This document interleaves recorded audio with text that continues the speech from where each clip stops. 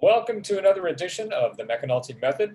We're here with financial expert Frank McEnulty, who's going to share his insights and knowledge with us so that we might all be able to live a little bit better financial lives. Frank, thank you for joining us. Bill, good to be back. As you know, I was off for a week of shooting off fireworks in North Dakota. I came back with all my fingers, so it was a success. You know, that seems like a low bar for success, but boy, you want to hit it. Yeah, you do. You know, and while I was there, I was thinking, it brings up a point. It's sort of a goofy thing that I belong to the Pyrotechnics Guild International. I'm a card-carrying member, and my daughter and I go to their convention every year. But the reason I can do those things is because I have been trying to live financially responsibly my whole life, save up some money so it's not, oh geez, I really can't afford to do that now. And I know it's wasn't a huge amount of money, but still a lot of people can't do that because they just don't save. No, that's true. And going to a world-renowned vacation spot like Fargo, North Dakota, that can set you back. We were right across the street from the Fargo Dome, where, believe it or not, on Wednesday night we were there. Guns N' Roses were opening up their nationwide tour in Fargo, North Dakota. Oh, how the mighty have fallen. Well, I think they're supposed to be here in LA on Friday, so they're coming. I guess they got to get warmed up.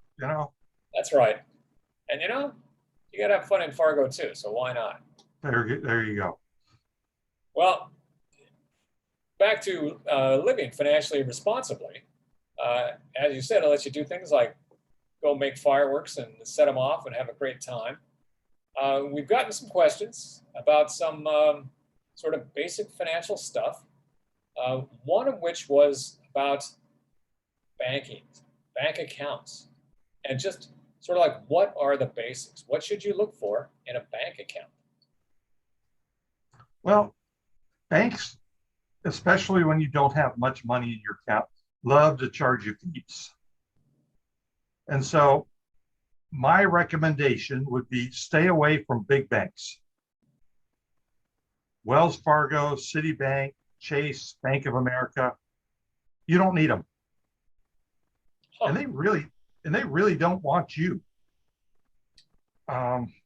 because you're not going to have enough money to make them happy. And if you have a mistake like a late check or something, they're going to hammer you with fees. So that's my first advice. Second, what type of bank? Credit unions are actually great places to start. They're very low cost. They're built for their members. Their fees are minimal or zero for the most part. And it used to be sort of hard to get into a credit union, but it's really not anymore. You can find a credit union that you can get into. Oh, that's a good tip. I mean, because I'm used to banks that say, you got to have a minimum balance. Oh, if you have this minimum balance, then your account's free. They'll do all that kind of stuff. It's just like, it seems like they have 100 ways to try and get you. They do. And that's why a big bank is not your friend. It's just not your friend. They don't care about you. If you're there, great. They're going to try to make money off you because, quite honestly, with the amount of money you probably have in your account to start with, they're going to claim it's costing them for you to be there. And also, what there is now is there's virtual banks. There's SoFi, which I actually have an account at just because I wanted to have an account at a virtual bank. I know they don't charge me anything. I've only got $800 there, but they also pay interest. Wow. Not much, but better than most banks will pay you on your checking account. So there's that. with the virtual banks and that, what you have to be careful about is if you want to get cash, it's a virtual bank, so you're going to have to use somebody else's ATMs. So the question is, what is their ATM network like? Okay. And what fees are you going to be charged? Because you say, well, I'm going to take $100 out of the ATM, and it's first thing pops up is, there's a $3 fee. Do you agree to this $3 fee? It's only $3. Well, it's like, okay, it's 3% of the money you're getting. And that's the beauty of credit unions. Pretty sure that most credit unions in the United States have a deal with all the other credit unions in the United States that their ATM is free for you to use as long as it's your credit union account. Okay. So, but if you're, like my daughter, went to Fargo with me, she's like, why do you use cash? Just use your debit card. And, to a point, she's right. What do I need cash for? But to me, it goes back to, if I use cash, it's more pain to use cash. First, you got to take the cash out of your bank. So it's like, oh, my bank account's going down. And then you got to take it out of your wallet and pay it. So you really know what you're paying. Whereas if all you use is your debit card, especially now with these ones where you don't even, you just sort of hold it out there and it takes the information. It's too easy. It's just too easy to spend money. So I try not to use a debit card just for that reason. I want to know I'm spending money. I think that is a terrific tip. And in fact, it's a tip I gave my son when he needed to save some money. Is save it up for a car. I can't remember what it was, but I said, if you want to keep track of how much money you're spending every day and where, pay cash. Because you're right. At the end of the day, suddenly you're going, impulse buys, like you stop at a 7-Eleven and pick up a soda for like $3. It's like, hey, am I that thirsty?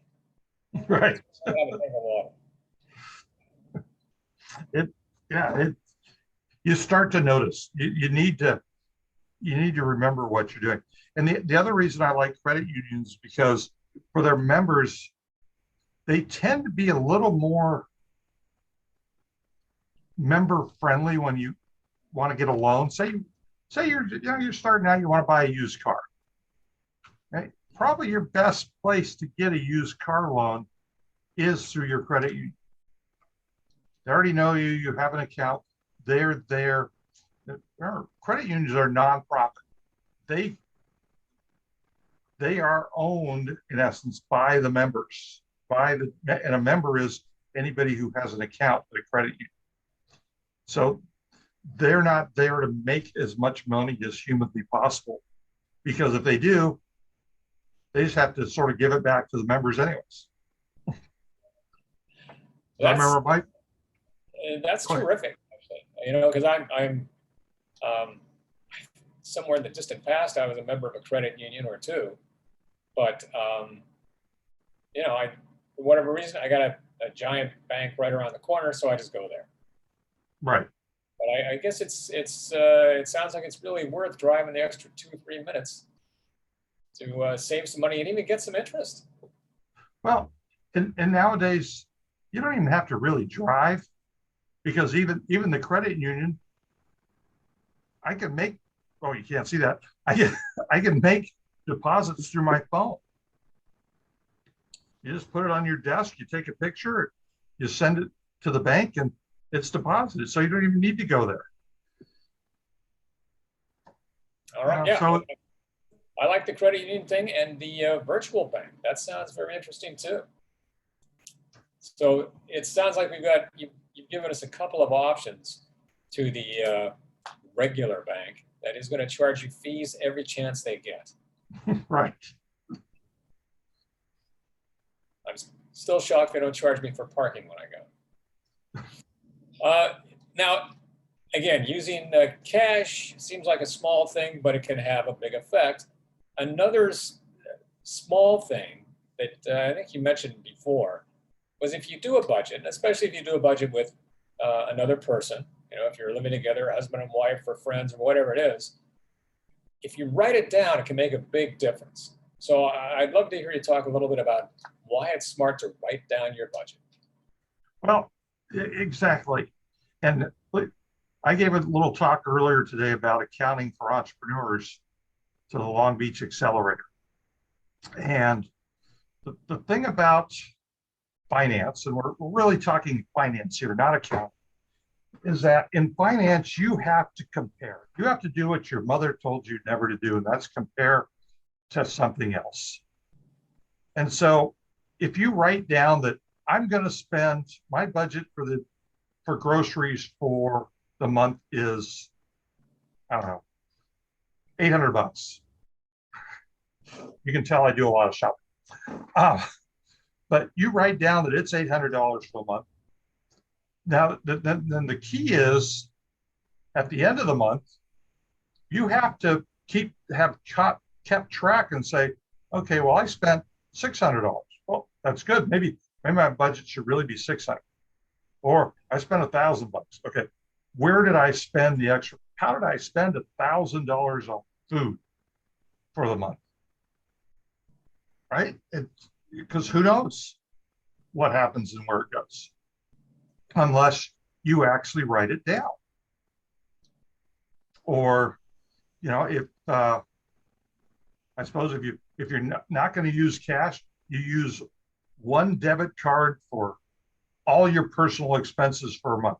You make sure everything goes, and then you get end of the month, you get the statement, and you go through it, and you add those things up, and you compare to what you thought you were going to spend. Yes, it's a little work. Everything's a little work, but it's not a lot of work. And quite honestly, I think after 3, 4, even 5 months of doing this, you're going to already have adjusted yourself. So you'll know, well, geez, okay, in your mind, you'll start thinking, well, see, I already spent this much this month. I really shouldn't do this. I'm trying. And it comes back to what we talked about before. What's your goal? Just to save money is fine. But if the goal is, well, I need to save money so I can go to Fargo, North Dakota to go to the pyrotechnics convention, then at least you know how much you need to save. And it comes back to the whole idea of paying yourself first. Yeah, you're working. Maybe you want to take a vacation. You want to go to Hawaii. You're going to need $1,200. So every month, the first $100 you get goes into that account. There you go. And then you budget the rest of the money you have available and go from there. That's, it's when you have a goal like that, that's very definite and even written down, then it does make it a lot easier. And also with the budget, like you said, if you're looking at it at the end of the month and it's in black and white, it's, suddenly you go, oh yeah, I spent on that. Oh yeah, that one. The oh yeah is going to add up to quite a bit. And once you see it, you can say, I can cut those out. So it makes a lot of sense. Or, okay, yeah, the car needed $500 worth of work. Okay, that explains it. That's why we blew the budget, because it's going to happen. Things happen. None of us know what's going to happen every day of the year. That's of course, that's why, as you told us in a previous video, that's why we need to start that emergency fund early. Definitely. It disturbs me every time I read that, this percentage of Americans, if they miss one paycheck, they'll be broke. And okay, I could see that if you're 16 years old, but broke then means a lot different. Okay, I don't have money to go to the movies. Then when you're 40 years old and you have a wife and 2 kids, and if you miss one paycheck, you're going to be broke. There's something wrong with that. And it really comes from just having bad habits. I mean,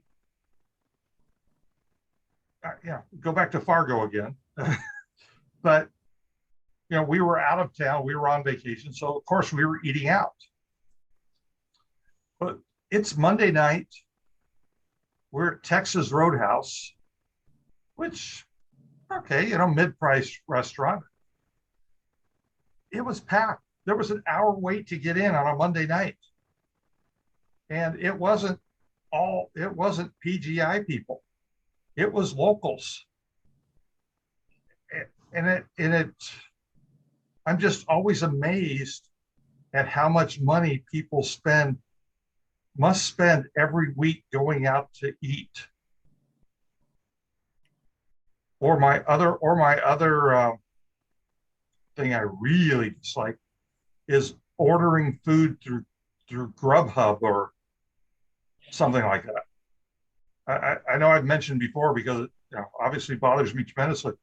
I have a family of 4 on the block that orders about $3,000 of food delivered every month. Wow. That's $36,000. That's a car.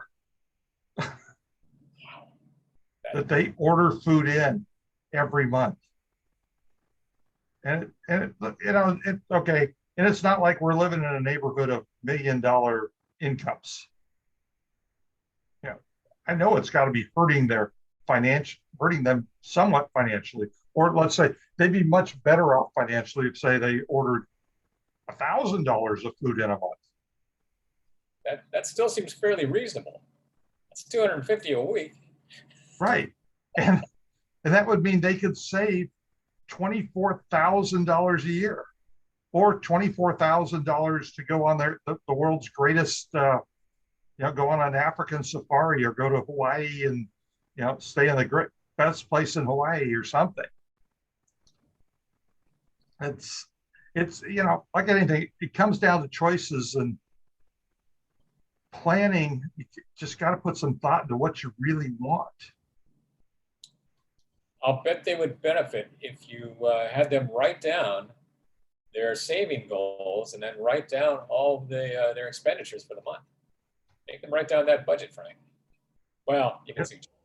It probably would, and I know they're capable, because one of the parents is a CPA, so it's but it's like most CPAs never get their own taxes done. They're doing everybody else's, so they never get to theirs. It's That's right. But like you said, you're very good point.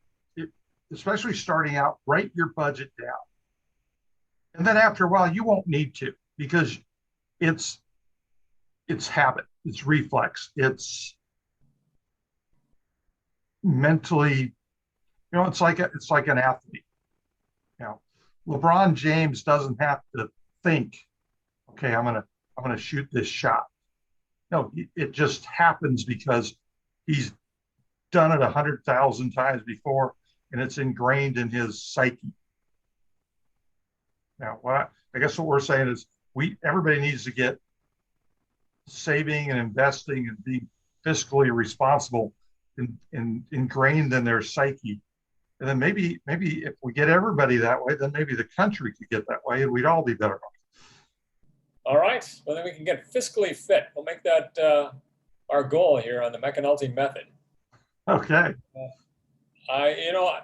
This was a fun one, and I actually learned a lot too. So might have to say goodbye to my giant mega bank.